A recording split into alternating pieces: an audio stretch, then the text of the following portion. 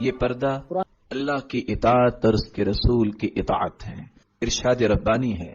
کسی مومن مرد کسی مومن عورت کے لیے حلال ہی نہیں، جائز ہی نہیں، فیصلہ جب اللہ کا آ جائے قرآن کی شکل میں، فیصلہ اس کے رسول کا آ جائے حدیث کی شکل میں، پھر وہ اپنا اختیار استعمال کرے، پھر اپنی مرضی کرے، پھر اپنی رائے کو اختیار کرے، پھر وہ اپنے اختیار کو مقدم کرے، یہ اس کے لیے جائز نہیں۔ اور آگے کیا فرمایا؟ وَمَن يَعْصِ اللَّهَ وَرَسُولَهُ، جس نے پھر اللہ اور اس کے رسول کے فیصلے کو نہ مانا، فَقَدْ ضَلَّ ضَلَالًا مُبِينًا، تو اس سے بڑی گمراہی کیا ہو سکتی ہے؟ یہ تو واضح گمراہی میں چلا گیا۔ اور قرآن مجید میں اللہ رب العزت ایک دوسری بات فرماتے ہیں، پردہ اصل میں پاک دامنی کی علامت ہے۔ ذَلِكَ أَدْنَىٰ أَن يُعْرَفْنَ فَلَا يُؤْذَيْنَ، جب پردہ ہوگا کسی کی جرت نہیں ہوگی کہ اس کی طرف آنکھ بھی اٹھائے، اس کو پتہ ہے یہ سید زادی ہے، یہ عزت و شرف والی عورت ہے، لوگ راستہ چھوڑتے ہیں، لوگ پیچھے ہٹتے ہیں کیونکہ ان کی نظروں میں یہ باعزت عورت ہے۔ اور اللہ تعالیٰ نے اس پاک دامنی کی وجہ سے اس کے اندر ایک ہیبت رکھی ہے اور اس کا ایک وقار رکھا ہے۔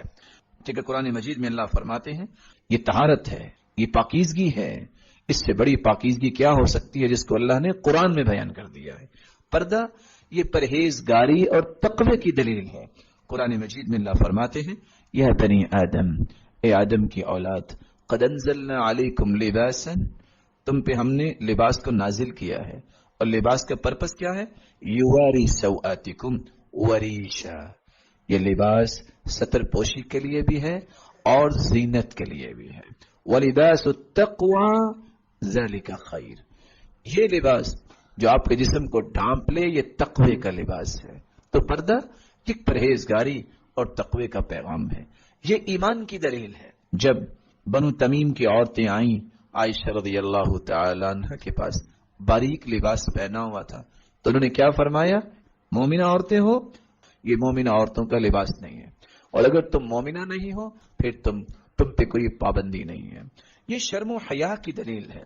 الحیاء من الایمان، حیا ایمان کا حصہ ہے۔ والایمان فی الجنہ، اور ایمان انسان کو جنت میں لے جائے گا۔ اور حدیث کے الفاظ ہیں ان اللہ حیی ستیر یحب الحیاء والستر، اللہ تعالیٰ بڑے حیا والے ہیں، پردہ پوشی کو پسند کرنے والے ہیں۔ یحب الحیاء، اللہ حیا کو بھی پسند کرتے ہیں، والستر، اور پردہ پوشی کو بھی پسند کرتے ہیں۔ اور کہنے والے نے سچ کہا ہے، اللہ کی قسم اس زندگی میں کوئی خیر نہیں جس زندگی میں حیا نہ ہو، اور جب حیا چلا جائے تو پھر خیر و برکت بھی چلی جاتی ہے۔ انسان اس وقت تک خیر کی زندگی بسر کرتا ہے جب تک اس کے اندر حیا رہے۔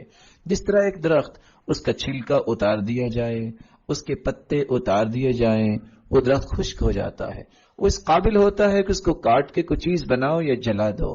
اس طرح جب تک حیا انسان میں رہتی ہے وہ سرسبز و شاداب ایمان والا رہتا ہے، جب حیا چلی جائے تو اس کا ایمان بھی چلا جاتا ہے، کیونکہ حدیث میں آتا ہے الحیاء والایمان قرنا جمیعا، حیا اور ایمان کو اللہ نے اکٹھا اتارا ہے۔ فاذا ذهب احدهما ذهب الاخر، جب ایک چلی جائے چیز تو دوسری بھی چلی جاتی ہے۔ حیا نہ رہے تو ایمان بھی نہیں رہتا۔ رسول اللہ صلی اللہ علیہ وسلم نے یہی بات سمجھائی۔ غیرت کی دلیل یہ ہے کہ وہ پردہ پسند کرتی ہے عورت۔ ام خلات میدان کارزار میں آ گئی، اس نے نقاب کیا ہوا تھا اور پوچھ رہی ہیں لوگوں سے بتاؤ میرا بیٹا کہاں ہے؟ کچھ لوگوں نے کہا آئی ہو میدان کارزار میں اور نقاب کر کے آئی ہو؟ تو اس عورت نے جواب کیا دیا تھا، اگر میرا بیٹا قتل ہو گیا ہے تو میری حیا تو قتل نہیں ہوگی۔ ایک مومن عورت کا جواب کیا ہے؟ اگر میرا بیٹا قتل ہو گیا ہے تو میری حیا تو قتل نہیں ہوئی۔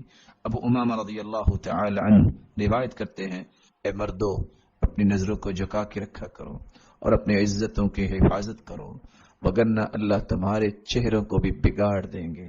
اللہ رب العزت ہم سب کو قرآن و سنت کی روشنی میں یہ احکامات سمجھنے کی توفیق عطا فرمائے، اور تمام مومنہ عورتوں کو اس بات کی توفیق دے کہ وہ کل قیامت کے دن اللہ کے سامنے جب پیش ہوں تو عائشہ اور ام سلمہ کی صف میں کھڑی نظر آئیں. اللہ رب العزت ان کو بھی عزتوں، رحمتوں اور برکتوں سے نوازے.